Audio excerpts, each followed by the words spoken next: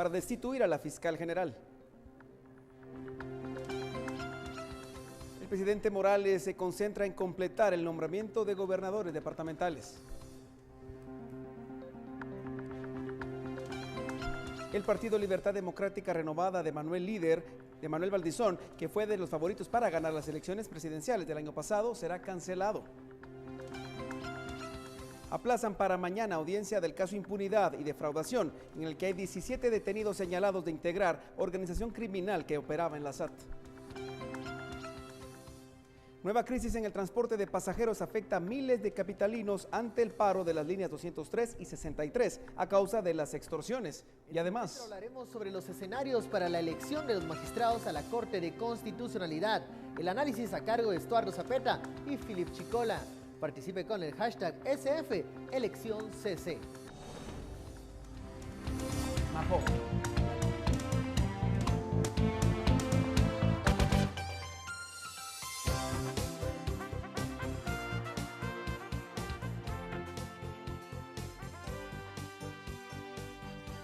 Esta es la emisión estelar de Noticiero Guatevisión con María Luisa Gómez y Emilio Gracias.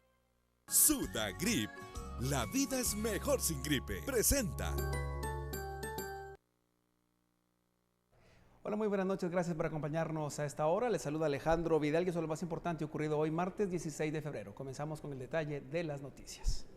En un extenso dictamen, la Corte de Constitucionalidad resolvió que hay artículos procede reformar a la ley electoral y de partidos políticos, el voto nulo, el voto en el extranjero, la fiscalización y el financiamiento hacia agrupaciones políticas recibieron el aval. Las reformas a la ley electoral y de partidos políticos enviadas a la Corte de Constitucionalidad para su dictamen fueron enviadas de vuelta al Congreso con la resolución de los magistrados de la CC.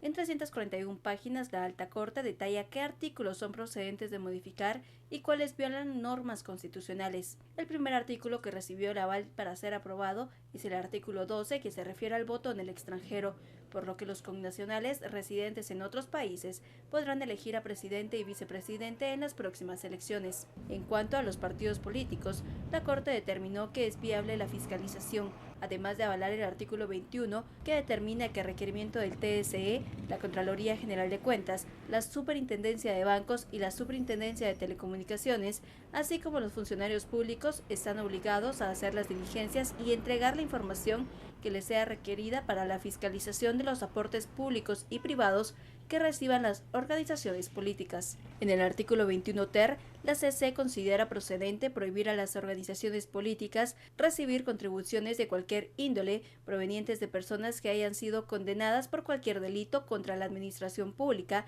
de lavado de dinero u otros activos, además a personas cuyos bienes hayan sufrido procesos de extinción de dominio.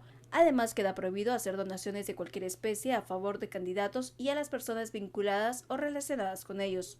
En el caso del financiamiento, el máximo de los gastos de campaña electoral para una organización política se reduce a 50 centavos de dólar por ciudadano empadronado, mientras los comités cívicos electorales únicamente se financiarán con aportes privados y tendrán como límite el equivalente en quetzales a 10 centavos de dólar por ciudadano empadronado.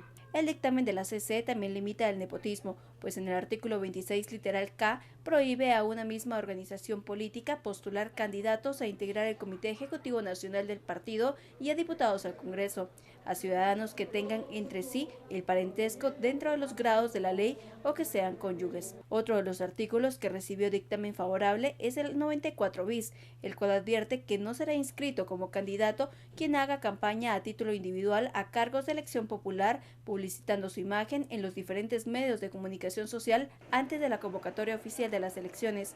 Con esto se evitaría la utilización de fundaciones y organizaciones, tal como se dio en las elecciones pasadas. Con las reformas, el voto nulo tendrá validez. El artículo 203 bis señala que si en los sistemas de votación los votos nulos sumados fueran más de la mitad de los votos válidamente emitidos, el TSE acordará y declarará en única instancia la nulidad de las elecciones, en donde corresponda, y se repetirá estas por única vez. La Corte de Constitucionalidad también avaló el artículo 205, con el cual se fija en 160 el número de diputados al Congreso de la República, 128 distritales y 32 por listado nacional. Además, el artículo 205 ter castiga el transfugismo al determinar que el renunciante no podrá optar a ningún cargo dentro de los órganos del Congreso y al prohibir a las organizaciones políticas y a los bloques legislativos del Congreso recibir o incorporar a diputados que hayan sido electos por otra organización política.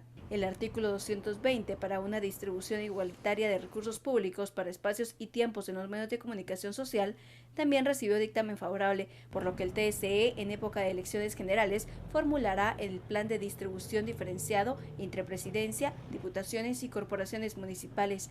Además, la pauta del TSE tendrá prioridad sobre las comerciales y los medios de comunicación no podrán limitar en forma alguna las contrataciones de los espacios. La máxima autoridad constitucional determinó procedente las prohibiciones expuestas en el artículo 223 bis, en las que los funcionarios públicos no pueden utilizar los colores que identifican a un partido político en las actividades, papelería, medios electrónicos o cualquier publicación en las que se identifique o se dé a conocer la ejecución de programas o actividades oficiales, ni podrán rotular instalaciones o vehículos oficiales con el nombre del funcionario titular de dicha entidad o administración.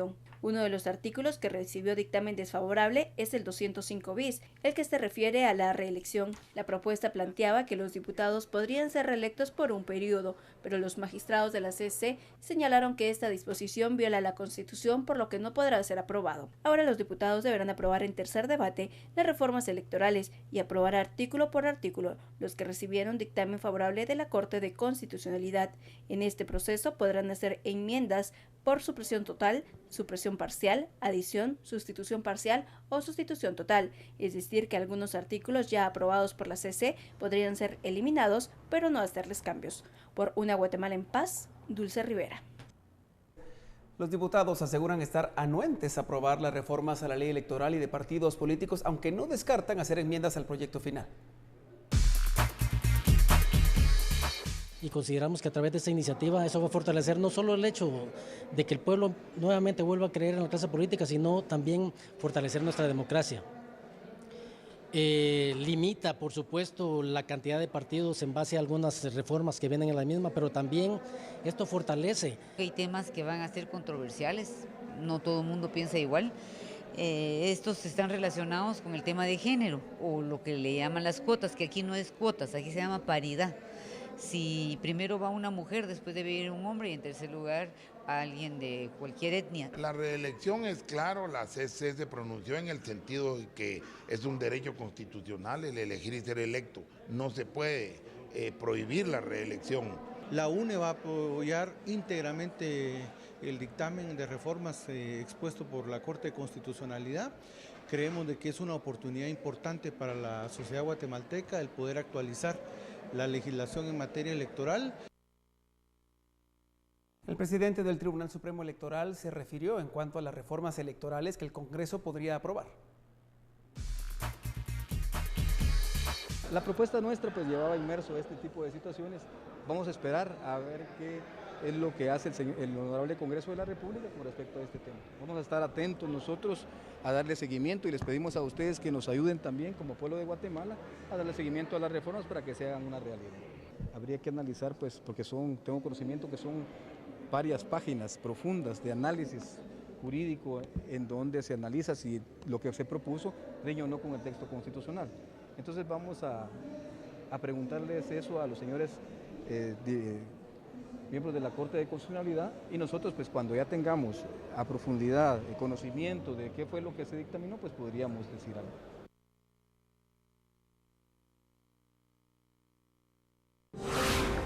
En una sesión plenaria, los diputados aprobaron en tercer debate las reformas a la ley orgánica del Ministerio Público y comenzaron a aprobar uno por uno los 62 artículos. La semana pasada esta ley ya no se conoció porque no había votos suficientes, pues se requiere de 105 para su aprobación.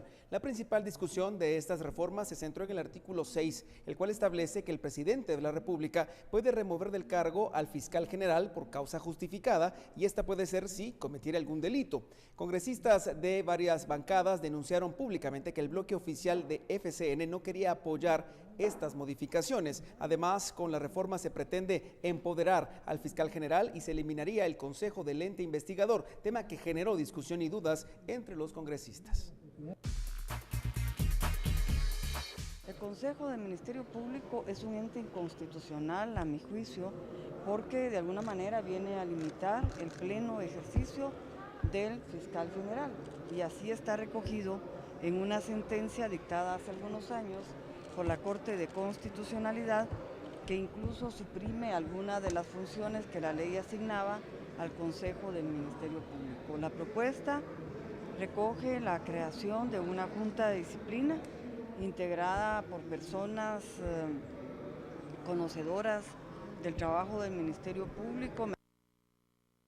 El Procurador de los Derechos Humanos llegó al Congreso para brindar el informe anual de labores, en donde destacó que la vida y la salud son los principales derechos vulnerados en Guatemala. Durante la sesión plenaria, los diputados escucharon el informe anual de labores del Procurador de los Derechos Humanos, Jorge de León Duque, quien señaló que los principales derechos vulnerados siguen siendo la vida y la salud. El derecho a la vida, indudablemente. El derecho a la vida se vulnera todos los días, en cada momento. Ustedes son quienes mejor pueden dar fe de eso, porque cubren este tipo de atrocidades de todos los días. El derecho a la salud, si hay algo hay que destacar negativamente, yo diría el derecho a la vida y el derecho a la salud son los que más preocupan como sociedad, como Estado guatemalteco, y que tristemente no se ve una mejora en un corto ni un mediano plazo. De acuerdo con el magistrado de conciencia, la Procuraduría ha dado seguimiento a diferentes temas y ha hecho condenas morales en cumplimiento con su labor, aunque uno de los principales problemas que afrontan es la falta de presupuesto. Como procurador, sigo con el compromiso de seguir denunciando, como lo hemos hecho con medicamentos, con asesinatos, con el tema de seguridad alimentaria, pero esperamos políticas públicas serias. El tema de la conflictividad también es parte importante del informe. Un país con muchísimos problemas aún no resueltos, y es importante darle solución. No solo convocar a mesas que al final de cuentas quizás no dan la solución, y se los digo con conocimiento de causa. Al final de la presentación del informe, los diputados cuestionaron por más de 3 horas al procurador, quien respondió a inquietudes acerca de la labor que ha desempeñado en la institución. Por una Guatemala en paz, Dulce Rivera y Daniel Ramírez. Sudagrip, la vida es mejor sin gripe, presentó.